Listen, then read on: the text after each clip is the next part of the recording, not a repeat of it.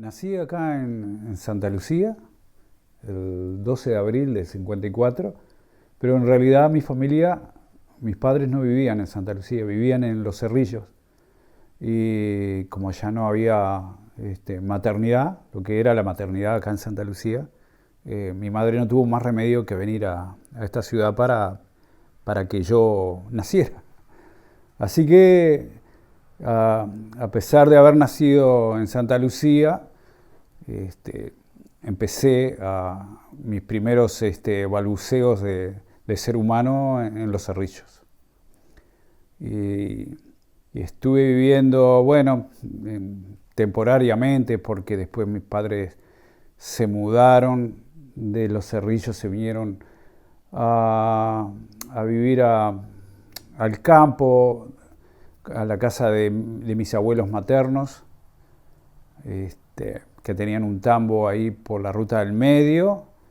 Así que también estuve unos años viviendo ahí. Después sí, creo que tenía 8 o 9 años, 8 años cuando vine a Santa Lucía con mis padres. Y ahí estuve hasta los 10 años, o sea que estuve 2 años y medio viviendo con mis padres, y después volví a Cerrillos a vivir con mi abuelo paterno. A los 12 años descubrí que existían libros donde había gente que escribía poemas, y me empezaron a interesar los poemas. Aunque no los entendía mucho, creo que no los entendía mucho, pero me gustaba cómo sonaban, el ritmo, las rimas. Y después surgió aquella posibilidad que lo he contado entre amigos o en algunos reportajes de diarios, etcétera. Fue ahí, a esa edad, cuando surgió mi primera, ¿cómo puedo decir?, destello del gustito por la literatura. Porque había un amigo, no me pregunten el nombre porque no lo recuerdo, estaba enamorado de una niña en esa época, y no sabía cómo expresarle su amor. Entonces me pidió si yo no sabía hacerle una carta. Y ahí yo dije, justo me agarró que yo estaba leyendo poemas y eso, y dije, ¿por qué no hacerle una carta tipo poemas? Y entonces copié algunas estrofas, armé ahí algo y armé una carta que le gustó mucho al amigo, y que para su suerte parece que tuvo buena fortuna con esa carta. Y ahí fue que me picó el bichito de la literatura, digamos. Me gustó eso de escribir, y empecé incluso en esa época habían muchos cancioneros de las canciones que se escuchaban en aquel entonces en Argentina, mexicana, el Club del Clan, Miguel Aceves Mejía, qué sé yo, los cantantes de moda de esa época. Y empecé a leer los cancioneros, que también algo de poesía se encuentra en algunas canciones, ¿no? Y me fue gustando todo eso. Y ahí nació, digamos, entre comillas, entonces el gusto por la literatura. Ya en Santa Lucía también llegamos a vivir en la casa de mis abuelos maternos, que habían vendido su tambo y habían comprado una casa.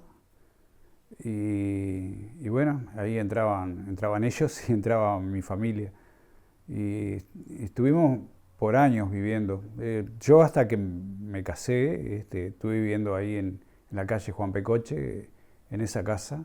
Después creo que ya en tercero ahí llegué a conocer a Osvaldo Marichal, que ahora vive, por ejemplo, vive ahora en Brasil, en San Pablo, porque con él, en cierta manera, descubrí otro tipo de música, lo que era, en aquella época se llamaba el rock de pesado, todas esas cosas, como por ejemplo, ahí conocimos a Papo, a Deep Purple, Los Beatles ni hablar, ¿no? Que eran los dioses supremos nuestros de aquella época, de liceo.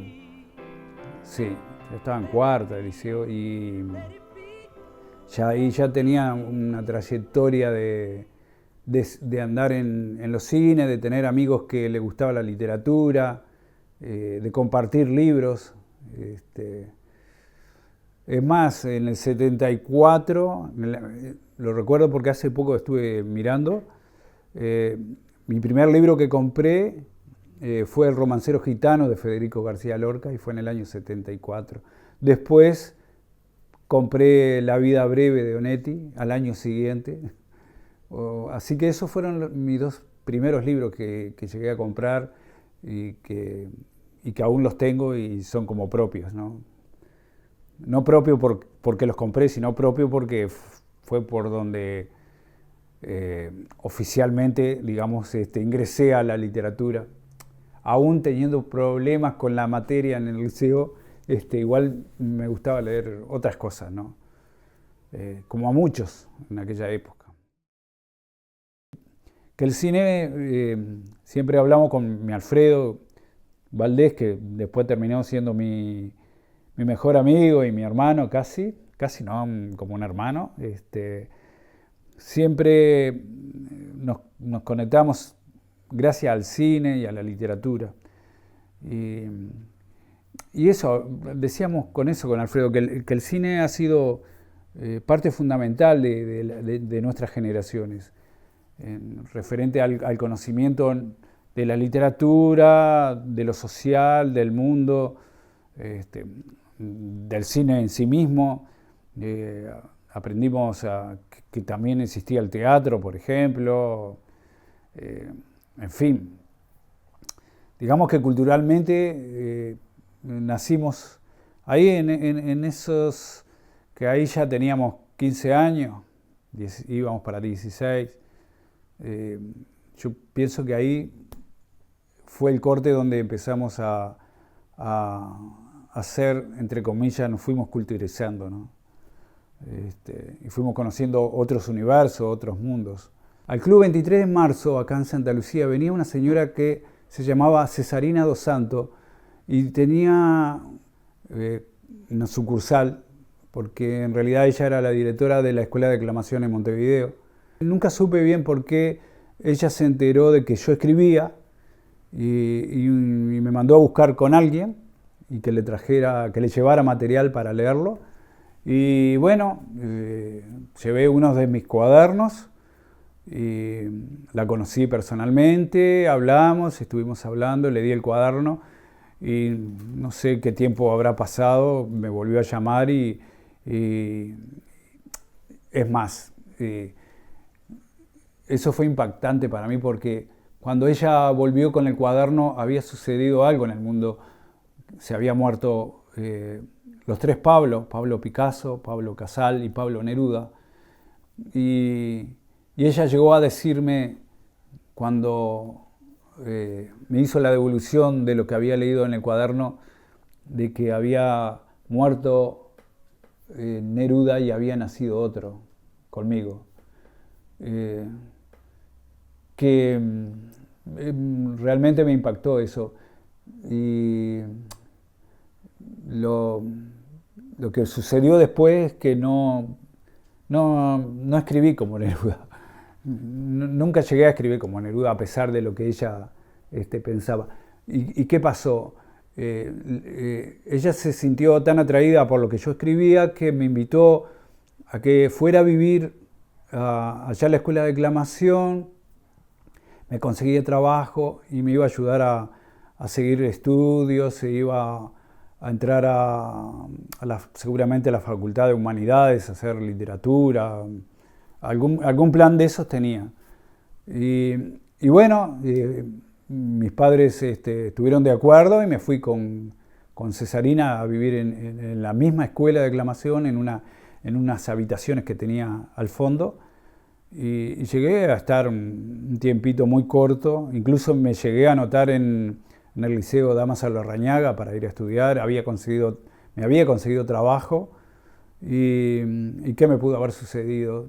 Se enfermó gravemente y la señora que la sucedió en ese lugar me dijo que ella no podía seguir con la misma política que tenía Cesarina y me tuve que volver a Santa Lucía. Ahí tuve una chance de quizá de haber hecho otro tipo de camino, ¿no?, en esto de la literatura. Pero quería contarlo porque no era muy frecuente, o por lo menos yo no conocía un caso de que alguien viniera y te dijera, después con el tiempo, claro, uno descubre que sí. Los mecenas. Exactamente. Pero en aquel entonces, a mi edad, no, como que aquello era algo fuera de serie. Después, en el año 75, en la cancha de bocha de Santa Lucía, donde se realizaban bailes y conciertos, en esos años Santa Lucía era muy fermental y por ejemplo, venía, Sexteto Electrónico Moderno, Totem, Días de Blues. Llegó a venir Arcoiris, me acuerdo, de Argentina, a tocar acá a la cancha de bocha. Era un lugar donde venían buenos músicos. Y en una de esas noches supongo yo que de buena música, ya nos conocíamos con Graciela, pero ahí salimos a bailar y bueno, parece que el famoso Cupido nos flechó y bueno, ahí nació un romance que todavía perdura. Y estoy hablando del año 75, sí. Bueno, tengo varios que yo siempre lo llamo mi maestro, empezando por César Vallejo. Después, por ejemplo, más contemporáneo, he descubierto a Roberto Bolaño, excelente poeta y narrador. Y bueno, hay muchos, Apollinaire, Bretón, Machado en España, en fin, Pablo Neruda mismo, Gonzalo Roja, otro chileno, Juan Gelman es uno de mis maestros, no me podía olvidar de él. Y de acá, de nuestro país, está Juan Carlos Bonetti, está Idea Vilariño, está Humberto Meguet. También no me quiero olvidar, porque por ejemplo también tengo a Salvador Puig, tengo que nombrarlo porque sí, porque influyó mucho en mí Julio Cortázar y Jorge Luis Borges. Imagínate que quedó maestro, me estaba quedando fuera del tintero. Con ellos comencé a amar la literatura y a conocer la belleza de la literatura y del lenguaje. Así que, y seguramente me debe haber quedado muchos, porque ya te digo, he conocido muchos escritores que realmente han importado e importan todavía. Pero poco antes, en esos años 75, 76, conocí a Rodolfo Gaucho Torres. Se enteró que yo escribía y quiso que escribiera letras para canciones. Él tocaba el piano en esa época. Nos juntábamos y yo hacía letra en base a lo que él tocaba o al revés, siempre. Vine a hacer, por ejemplo, con otra gente de acá de Santa Lucía, que ahora te voy a nombrar, el grupo Minotauro, que llegaron a grabar en aquella época. Ahí está Rodolfo Fuente, a ver qué más, el Coco La Rosa, que tocaba el bajo, Benjamín Capincho Medina, que cantaba. Ciudad de gato negro, tú no duermes sino al salir el sol. huellas de piedra, piel en los zapatos y sueños de medias suelas. Las puertas están trancadas, las luces apagadas, confinadas. Una hormiga olvidada busca sola el camino a su casa. Ciudad de gato negro, tú no duermes sino al salir el sol. Ciudad vieja, ciudad nueva, ciudad, ciudad, ciudad del interior.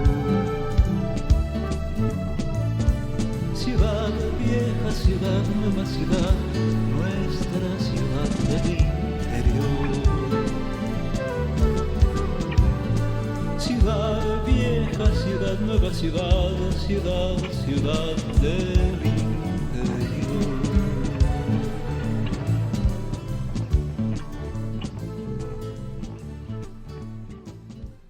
La primera publicación fue un libro que armamos con Rodolfo Gaucho Torre.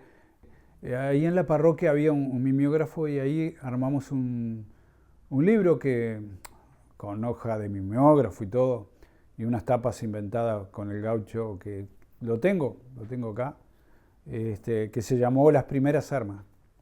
Eso fue lo primero que hice oficialmente como libro. Con Rodolfo hicimos una especie de editorial que se llamaba Libros del Tren, donde además de editar un libro de poesía que se llamó Que no te toque mi poesía, pero como muchos de esos proyectos que armamos con Rodolfo no terminaban bien porque no teníamos dinero para seguir trabajando. Siempre empezamos con mucho ímpetu, con lo poco que teníamos, pero después, claro, incluso llegamos a hacer unas revistas que se llegaron a llamar Molinos y que tenían que ver también con la literatura acá.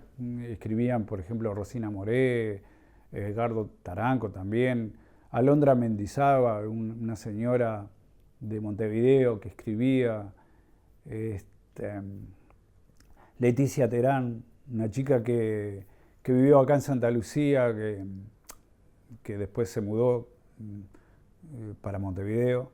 No la vimos más. Escribía muy bien. Y bueno, ahí armamos 3 o 4 números, de los cuales 2 llegamos a repartir, porque ni siquiera los vendíamos, creo que los repartíamos y todo.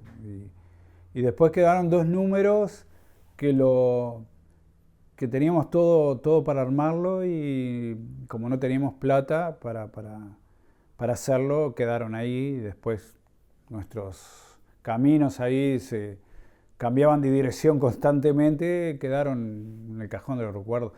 Y incluso Alfredo Valdés también escribía algunos textos ahí. Y en esas revistas hablábamos había poesía, habían textos de narración, habían comentarios de cine, básicamente era literatura, ¿no? Más o menos por esa época creo que empecé a enviarle texto a Alfredo, que había conseguido hacer una página en el diario El Pueblo, de acá de Santa Lucía, se llama La Pasarela, y desde entonces 3x4 aparece algo escrito o texto narrativo, o algún cuento, o poemas que le envío a Alfredo, porque casi siempre es el primero o el segundo en leer los textos que escribo. Hasta el 2017, que ahí hice un libro con la editorial de Yagurú, con el Maca, se llama Café de Sportman Memoria, Y después, en ese año también editamos con la gente de Libros de San Juan, que es una editorial de Omar Adi, Rodolfo Fuente y Alfredo Valdés, editaron también un poemario mío, Poemas Desleídos. Y bueno, eso es oficialmente lo que tengo. Después he tenido publicaciones, por ejemplo, en poemas así sueltos, en catálogos del pintor Antoni Miró, un pintor de Valencia, que a través de Rodolfo Gaucho Torre, que tiene una vinculación con él, conseguí enviarle unos poemas que le gustó mucho, y en 2 catálogos de diferentes exposiciones puso mis poemas ahí. Y el más reciente que me pidió unos poemas para poner en su catálogo fue Eduardo Mier, conterráneo de acá de Santa Lucía, que vive allá en España y que es pintor, y que hace unos meses atrás hizo una exposición allá en Valencia. Me pidió unos poemas que cuando me envió la copia a través de un email, me sorprendió de que venía escrito en valenciano. Así que muy contento con eso, ¿no? Porque además sé que hay algún material entonces allá en España, por lo menos en la parte sur de España, que alguien lo debe haber leído. Y de teatro estuvimos hasta hace poco integrando el grupo Pilares. Creo que empecé en el 16, 17. Y bueno, primero integraba ahí el grupo como actor secundario, o sea, muy secundario. Escribí una dramaturgia que se llamaba Historias Encontradas, en base a unas ideas que tenían las actrices jóvenes del grupo Pilares. Cada una tenía una idea diferente, y armé 3 historias con esas ideas de ellas, que llegamos a estar en las finales de la Bienal del Interior. Yo tuve una mención por esa obra, y bueno, ahí también, aparte de escribir, estuve como actor secundario, y bueno, siempre, y este año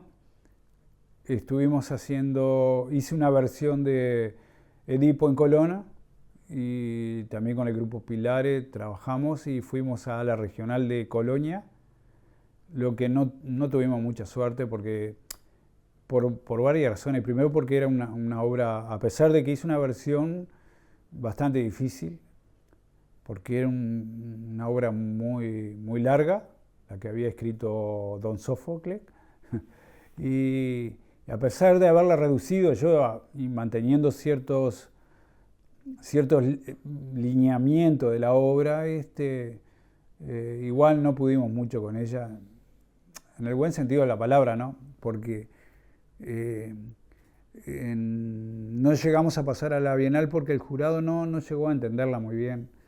Nosotros no llegamos tampoco a decirle, hablamos después con Nelson Castillo, el director del grupo Pilares, que cuando hicimos los programas tuvimos que haber puesto una especie de pequeño resumen, como se hacen, explicando de qué se trataba la versión de Edipo en Colona, porque en realidad el jurado lo tomó desde el punto de vista de la versión original, y nosotros no quisimos hacer la versión original. Tomamos el poder y la muerte como 2 cosas extraordinarias de esa obra, aunque el tema principal era de los inmigrantes, la vuelta de los inmigrantes a su propia tierra. Cuando Edipo vuelve después de muchísimos años del destierro, quiere volver a su tierra para morir en ella. Y esa era la temática, ¿no? Y bueno, de cualquier modo fue una experiencia alucinante, digamos, para el grupo. Mucha gente le gustó mucho lo que habíamos hecho. Y bueno, ahí en el 2002 llegamos con Rodolfo Gaucho Torres a hacer algo que llamamos Cinemas 2002 y armamos toda una infraestructura que hicimos en lo que era la parte de atrás de la iglesia. Y ahí, ¿qué creamos? Que vinieran artistas, grabadores, actores, cantores, pintores, dibujantes, incluso de Montevideo, escritores. Ahí llegamos a leer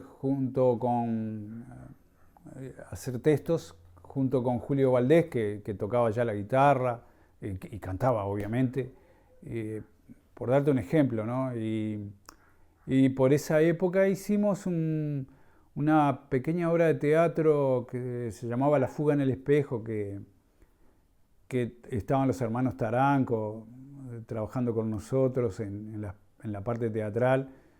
Hicimos eso ahí como un activo de lo que vendría a ser el teatro muchísimos años después, porque en realidad ahora, siendo mayor, volví a hacer teatro con el grupo Pilares.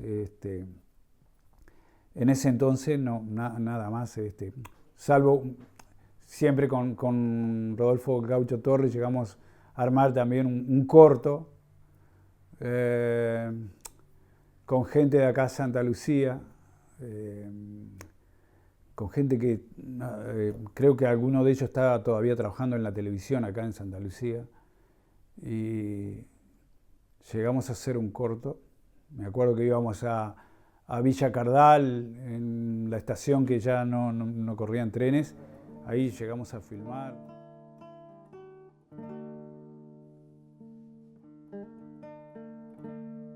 Cuando, por ejemplo, Rodolfo hace alguna exposición de sus collages, que es lo que hace actualmente, siempre me invita a leer algo o a hacer algo. Y siempre hemos tenido esa relación de amistad, pero también de artística con Rodolfo.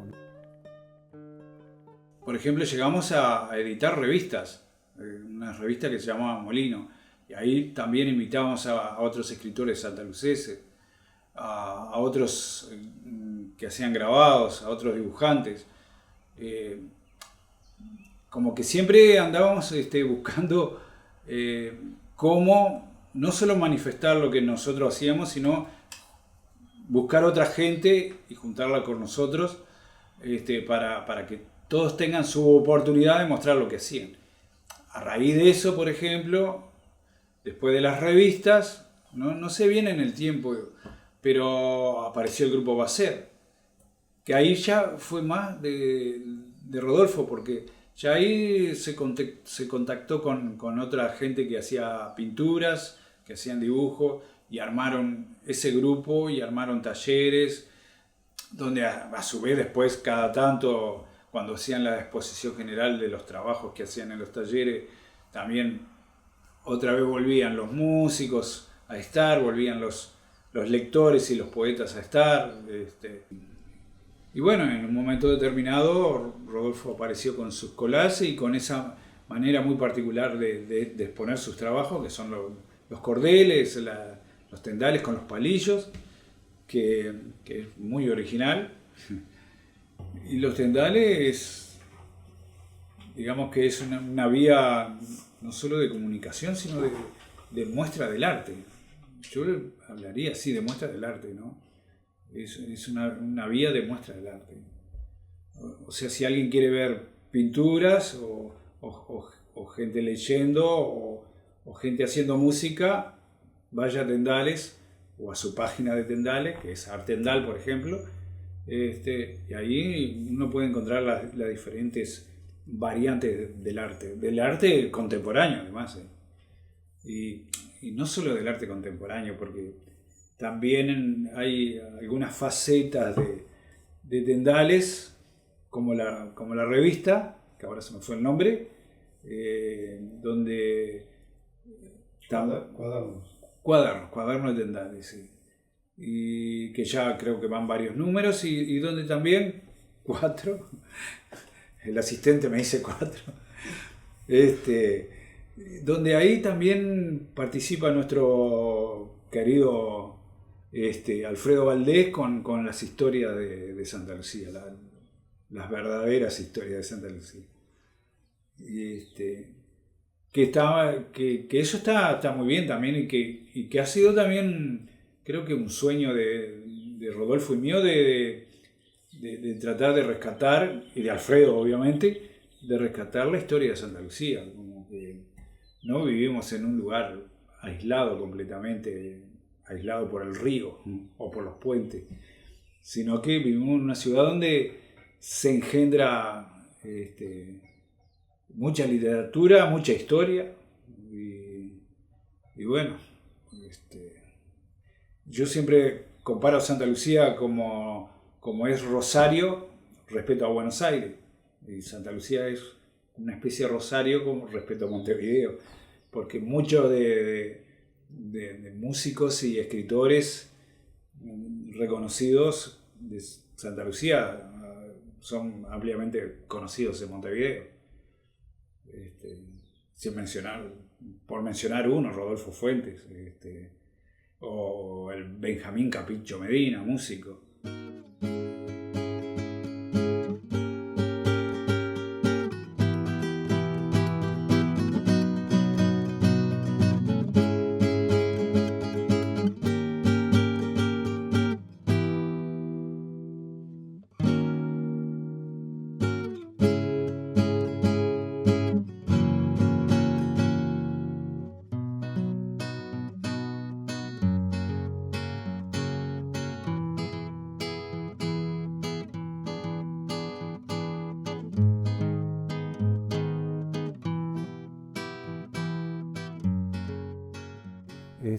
Mi intención es hacer una serie de dibujos ahí, y bueno, porque, por ejemplo, Alfredo siempre me ha reprochado el que yo haya dejado de dibujar hace muchos años, porque según él dice que dibujo bastante bien, de que siempre ha sido mi admirador número 1 en lo que yo escribo y en lo que yo dibujaba, por ejemplo.